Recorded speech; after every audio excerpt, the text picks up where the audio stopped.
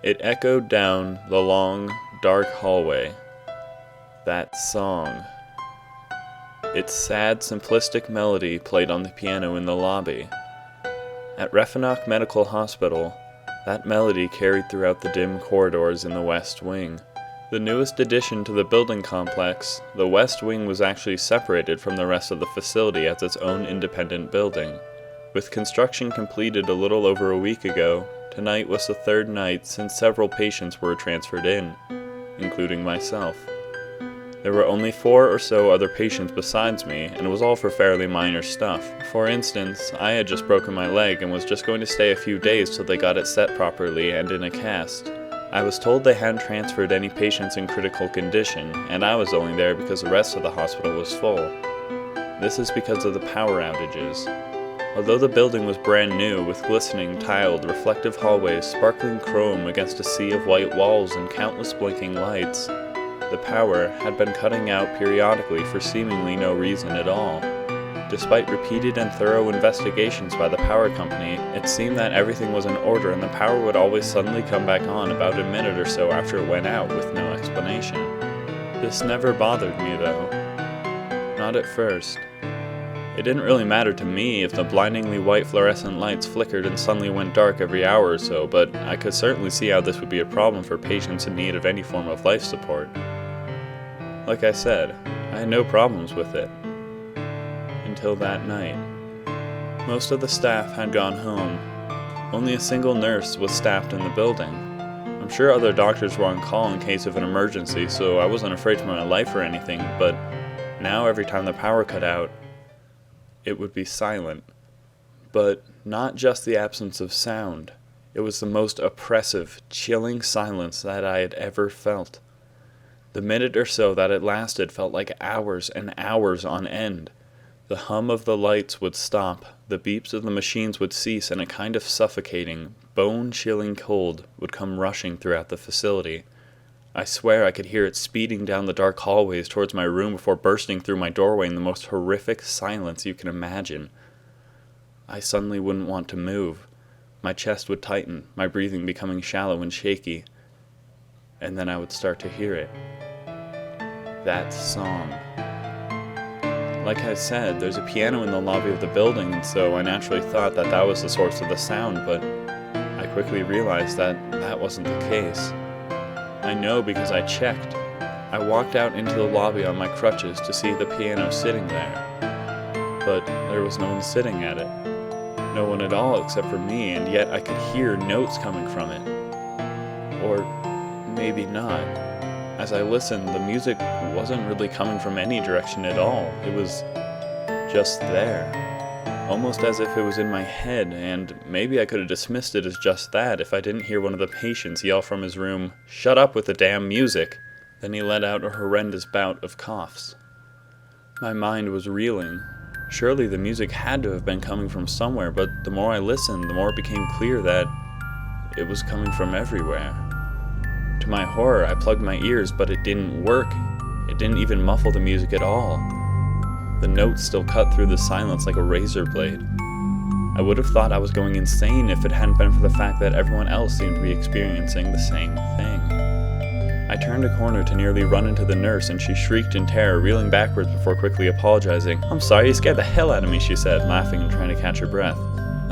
"Sorry," I apologized profusely. She started to say something else before suddenly coughing violently.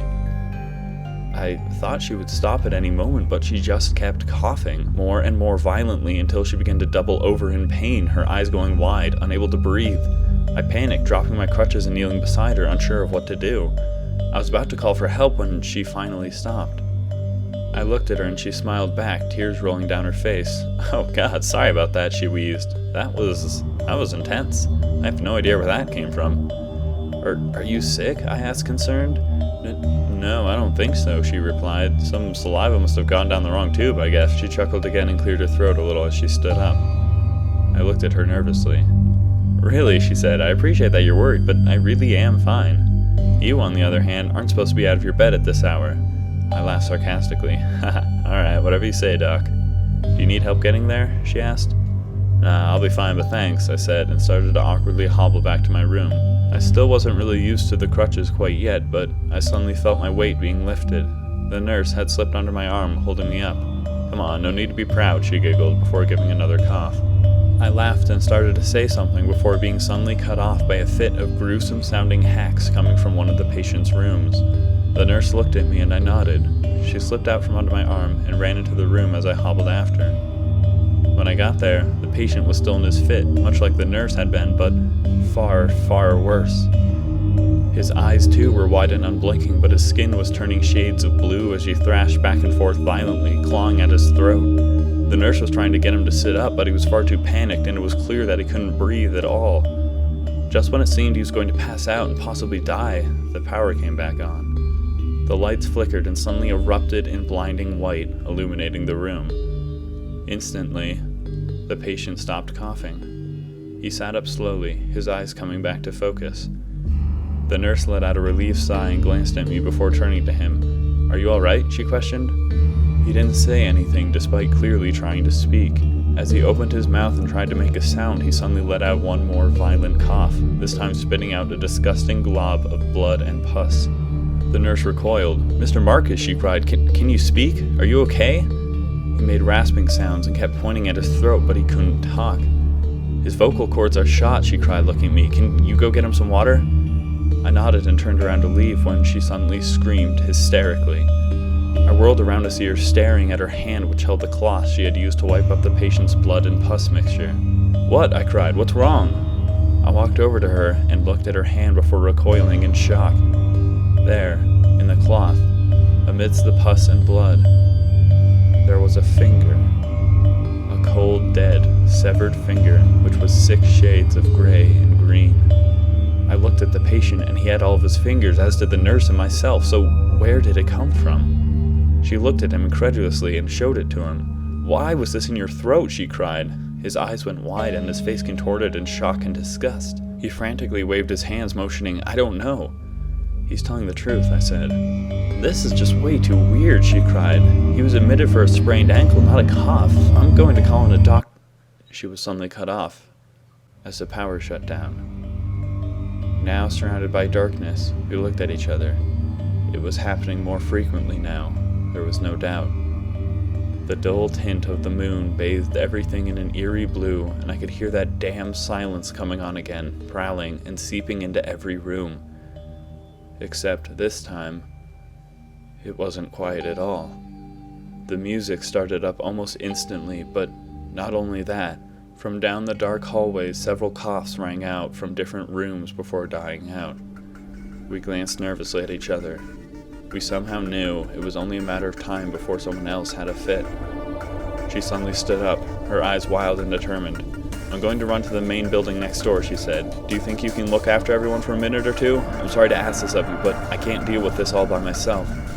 I nodded. Yes, of course. I'm not sure if I can actually help if something goes wrong, but I'll try my best." "All right," she said, starting to walk out of the room. She walked maybe 3 steps out into the hallway before suddenly collapsing and hacking several brutal coughs. I ran to her and dropped my crutches kneeling beside her. She was frantic, eyes going wide. She started clutching at her throat as she continued to cough and cough. Suddenly, the patient in the room also started having another fit. I was panicking. What could I do? The nurse was turning blue now as she strained and struggled for air. As she coughed, crimson blood was starting to splatter onto the tiled, mirrored floor. I felt so helpless I couldn't do anything but hold her hands and tell her to calm down. Her eyes started to roll back in her head and her pulse started to fade. Another patient somewhere down the hallway started to cough violently as well, and I could have sworn that the music was louder than it had ever been previously. Suddenly, I had an idea. I don't know how I thought of it, but it was all I could try. I whipped out my iPod and unlocked it. The screen erupted in light, illuminating the darkness. I shined it at the nurse and prayed that it would work. She instantly regained some of her color, although she looked as though she still couldn't breathe. Quickly, however, she let out several final coughs, spitting out mounds of blood and tissue. She gasped loudly, taking in a giant inhale of breath. Her eyes were red and puffy as she lunged forward and hugged me. "Thank you," she squealed. "How the hell did you know to do that?" "Look, last time when the power came back on, as well as the lights, it seemed to help the patient," I said. "It was really just a total guess. I'm honestly kind of surprised that it worked." I suddenly stopped. The other patients, they were still having fits. Do you have a light source? I asked her. We need to help these other patients. We stood up frantically. Yeah, she cried. There's a flashlight at the desk. We were about to run there when the power came back on. The blinding overhead light shone down as the machine started to beep again. The patients stopped coughing. We both let out sighs of relief. Alright, you go get the flashlight, she said. I'm sure we'll need it soon. I'll go check and make sure the patients are okay. Okay, I said, and started to walk over to the desk. I arrived and reached for the drawer when I heard her blood-curdling scream. Then the power went out. Frantically, I threw open the drawer, put the flashlight on my teeth, grabbed my crutches, and ran as fast as I could towards the patient's room where she had screamed. The music was blaring, and I could already hear several patients start to cough. I burst through the doorway. The nurse was doubled over on the floor, not even able to cough. Rather, she was simply clawing at her throat hysterically. Flicking on the flashlight, I trained the beam on her, and she quickly spat up several fingers as well as a mountain of blood and pus. Are you all right? I screamed. She tried to talk, but was unable. Her hands moved to her throat as she frantically tried, but all she could do was spit out more blood. It's okay, I cried. Don't try too hard. She shook her head vigorously, her face still frantic and horrified. She lifted one of her arms and pointed to the patient on the bed. I whirled to face him and nearly vomited. He was convulsing, eyes rolled back in his head, and coming from inside his mouth, a rotting hand was gripping his face. Resisting the urge to run, I shined the flashlight at the monstrosity. The hand twitched and slowly started to decompose, skin twisting and melting into clumps of blood and fleshy chunks. I could tell that the light wasn't affecting it as much anymore. You have to help, I said. Just stay here and keep the light on it, I shouted, throwing her my iPod. I ran out of the room and down the dark hallway. I knew that by now, something horrible must have been happening to the other patients who had been left unattended all this time. I tried not to think about it, but as I ran, it was becoming harder and harder to breathe. Up until now, I had convinced myself that it had all been paranoia acting as some sort of placebo, but now, as each breath began to rip at my lungs, I knew it was happening to me as well. Bursting into a patient's room, I quickly shielded my eyes and staggered backwards. The patient inside was everywhere. His or her body parts were strewn about the floor, intestines draping over the bed, and blood soaked the entirety of the room. Pulling myself away, I ran into the next room to find it just the same. Fully panicked now, I tore down the hallway from room to room to be greeted by similarly horrendous sights, in all but one room, which was entirely empty. I shook this off, however, and quickly realized that I could still hear coughing coming from the last room. Finally reaching it, I burst through the door just in time to see a man in a hospital gown standing over the patient inside, gripping a bone saw in his hand, sawing off the patient's head. He heard me come in but didn't stop. What the hell are you doing? I shouted. He still made no attempt to acknowledge me until the patient's neck made a brutal snapping sound and his body gave one last twitch before going limp. He finally turned to look at me, his eyes dull and lifeless, face strained and stretched with worry. He let out several brutal, phlegm-filled coughs before finally being able to speak. It can't have a host, he suddenly cried as his voice kicked in. What the hell are you talking about? I practically screamed. Did you murder all those people? They were going to die anyway, he rasped, his voice strained. I could hear him start to have trouble breathing as he wheezed. And this way, it can't use them. I don't understand, I cried. My mind flashed to the gruesome limbs and pieces of limbs seemingly materializing inside people. I'm not going to be the one it uses to create its body, he screamed, using the last of its strength to bring the bone saw to his own neck. If you're wise, you'll do this. His balance suddenly faltered as a violent coughing fit fixed him in a stranglehold. I watched in horror as he tried desperately to use his strength to rake the saw across his throat, but each bloody, pus-filled cough shook his foundation and the saw slowly slipped from his grasp as he collapsed to the floor. His wide, horrified eyes met with mine and then flicked over to the saw by his feet. I knew what he wanted me to do, but there was no way. I could save him, I thought. But even as I said so, I knew it wasn't an option, as with my next breath, nothing came of it. Something was blocking my windpipe, and I could feel it twitching, squirming, blocking any flow of air. In my panic, I turned the flashlight on myself, holding the light close to my throat and straining for a breath. I could only watch in horror as the man in front of me stopped breathing altogether and, eyes closed, lay convulsing. I tried, I swear I tried. I tried to help him, tried to shine the light at him, but as soon as a beam left me, my throat would seemingly close up and the coughing fits would reduce me to a ball on the floor. It was then that I began to see it emerge, clawing its way from inside his mouth, peeling back his lips. A rotted hand came into view, and it was attached to an arm. The man's chest and stomach area had started to swell to grotesque extremes, forming boils and tumors as his skin stretched and shifted. I could hear his rib cage begin to crack and splinter. Finally regaining enough strength to stand up, I scrambled to my feet and searched around the room desperately for another light source, but could find none as the horrendous bone-crunching sounds continued. Finally, there was an ear-shattering snap, followed by peeling skin. I whirled around and looked at the man to realize that I was staring straight down into his cavernous gut. I flicked my flashlight at it for just a moment, but instantly wished that I hadn't. For there, at the bottom, a mutilated face stared up at me, and it blinked. I reeled backwards and continued backing up in terror as another arm slowly raised up and gripped the edge of the man's shattered ribcage as if it were about to pull itself up. I finally was able to cough and spit out fleshy chunks of rotted skin, and the instant I could breathe again, I turned the flashlight's beam on the thing. It had barely any effect at all. As it raised its hideous, mangled head with long, black, stringy hair, I watched its cold, glazed pupils dilate as it brought up its hand to shield itself, but it seemed more like a discomfort than anything. I could hear skin sizzling, but I knew it wouldn't work fast enough as it began to crawl towards me, dragging the man's body with it as it clawed its way forward. Panicking and scrambling backwards, I soon found myself backed up against a wall. It scrambled after me in a horrifically unnatural way and lunged forward, grabbing my ankle with its cold, lifeless hand. Where its hand touched me, my skin began to rot and die, a black spot spreading outwards from our contacting skin. My blood ran cold and a feeling of complete hopelessness and utter despair gripped my heart. I felt powerless, so exhausted and unable to move. Then it died. The music stopped. I wasn't sure what happened, but the thing went completely limp and slumped to the ground, not moving an inch. Its hand slipped from my leg and I instantly regained my energy as the black mark faded. Not bothering to try and figure out what had happened, I shuffled past its corpse and ran as best I could out of the room, slamming the door behind me.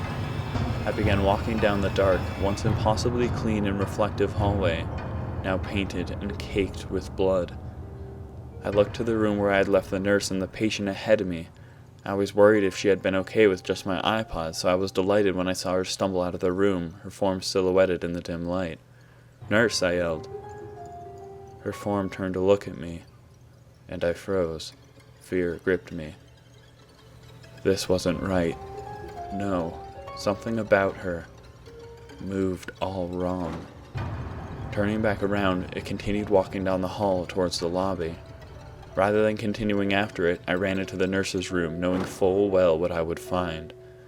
There, inside, the patient had the majority of that thing bursting out of it, which now lay slumped over, not moving, just like what had happened with me. But as I looked to where the nurse had been, my blood froze. Her carcass was lying there, shredded, her eyes cold and dead, excruciating pain and horror forever imprinted on her pale face as her body was spread out before her. And I mean spread, as in every direction. Intestines like discarded pasta on the floor, ribcage in pieces, and her legs some ways away from the rest of her. Yet there was nothing there.